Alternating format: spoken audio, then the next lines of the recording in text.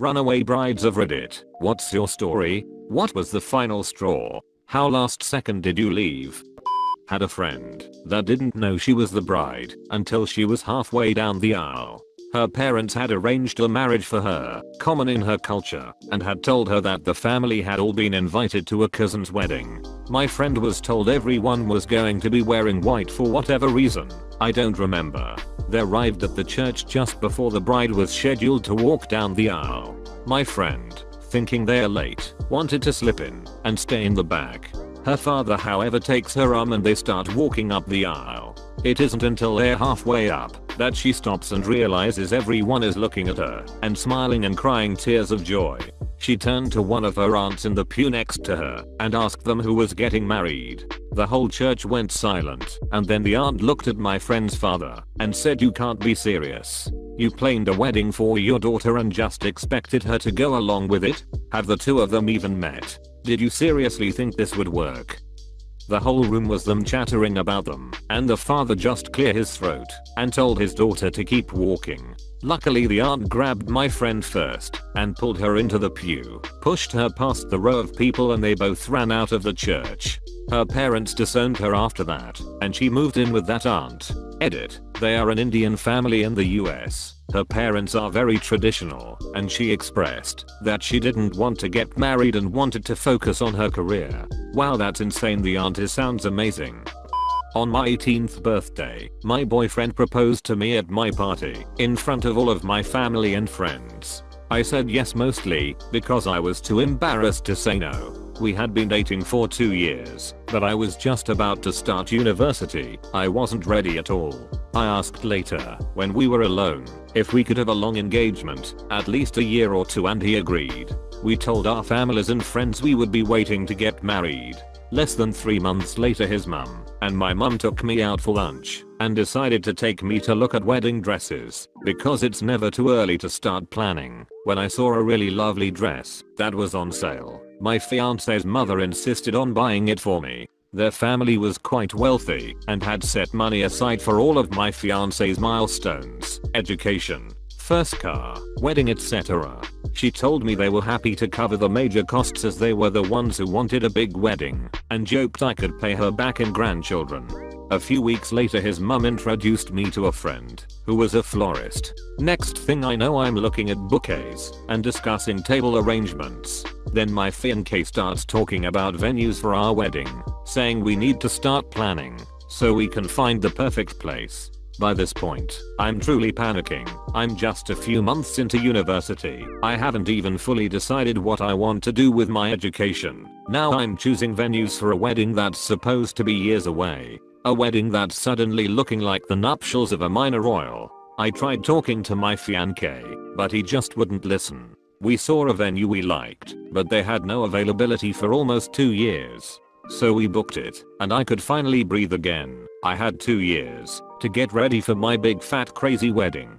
Then the venue had a cancellation for less than 6 months away, and my fiancé accepted it without telling me. Just cancelled our future date and took the one that was now available. Then he arranged the entire wedding with the help of his mum and mine. Damn her helicopter ways. Before telling me, when he told me everything was booked, I went mental.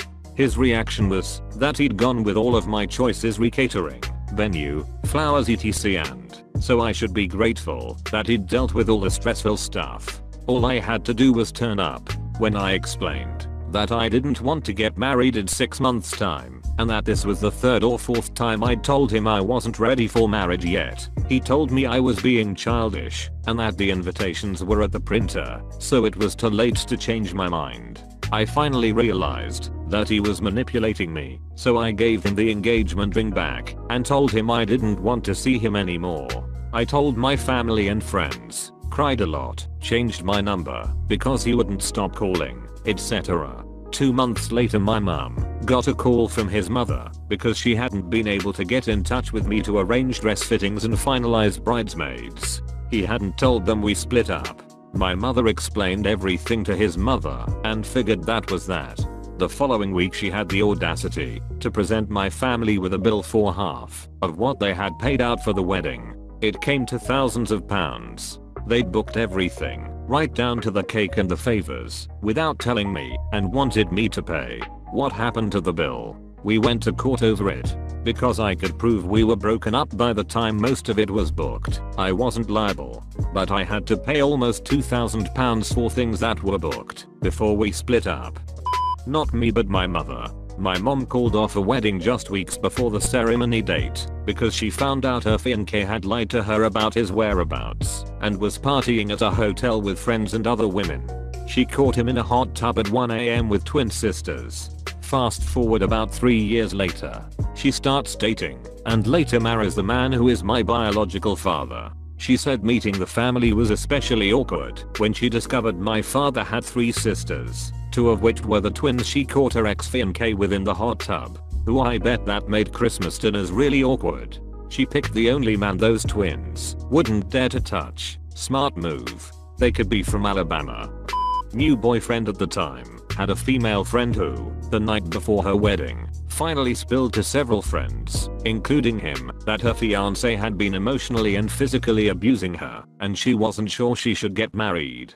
We'd all noticed her being distanced from us, but she'd deny every time that something was wrong. The next day, her family mobilized to get the word out to all her guests, and a bunch of her friends essentially forced themselves into the guy's house to get all her things back. My boyfriend was a cop, so had a duty to press charges or something on the guy. I was never clear on this part. The woman was pissed off at him for a while, but now a few years later is seeing someone great whom I've actually known forever, and is quite a bit happier now. Plus, she knows her friends and family have her back, and can get shit done. Happy cake day. Heard a story from my mom about a friend of hers who planned on getting married. He was a great guy, very loving and responsible etc. But his one flaw was his terribly bad temper. Their quarrels were always so bad that she would come crying to my mom about how he yelled at her. My mom advised her friend to leave before it's too late, but the friend genuinely thought he would change. The day before the wedding he threw a tantrum so bad that he yeeted a whole table past her head. She nearly died. She cancelled the wedding and never talked to him again. He was a great guy, very loving and responsible etc. But his one flaw was his terribly bad temper. He threw a tantrum so bad that he yeeted a whole table past her head. That's not a great guy at all. Got engaged after 3 months and started planning pretty much straight away. Was very young and his mother wanted to decorate the entire wedding redneck ASF. I had a fallout with her over it as I felt she wasn't letting anyone have a say and we were paying for it. Red flags started popping up. His temper. He got a huge neck tattoo with my name. Started becoming possessive and verbally abusive. Then dress shopping I broke down and said no, this isn't right. It was like a store of thousands of dresses was telling me there wasn't a single one that was in there for this occasion. So it couldn't happen. I sat in my car, went home, placed the ring on the counter, packed my stuff and left. Sounds like you left before he got more abusive. Good on you.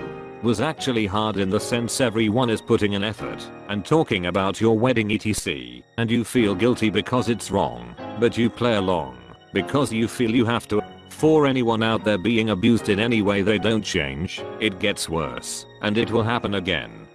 I was almost the runaway bride and I regret not making that decision. Dated my high school sweetheart for almost 2 years before the jealousy became overwhelming. I broke up with him a month after we'd graduated, but we were going to the same college and met up again that fall. I found myself pregnant by that October and was kicked out of my Catholic home. His parents let me stay with them, but we could no longer live in sin and had to be married. I didn't want to go back to living in my car, so I agreed. Parents wiggle back into my life before the wedding. Fast forward to day of the ceremony and the music begins playing. I stand to start walking down the aisle. My dad takes my hand and says, "You know, you don't have to do this. You could come home with us." WTF. Could he have mentioned this an hour, a day, a week before? I have always hated drama and didn't want to be that person, so I just said that I couldn't, and I got married. My ex was controlling, manipulative, and how abusive he was had become much less subtle side. I became pregnant and turned overt when we moved out of his parents' house a year later. I ran when he nearly hit our baby's skull with his shoe, which he threw because he'd found something in the carpet I didn't vacuum properly. Yeah, totally should have picked the runaway bride option.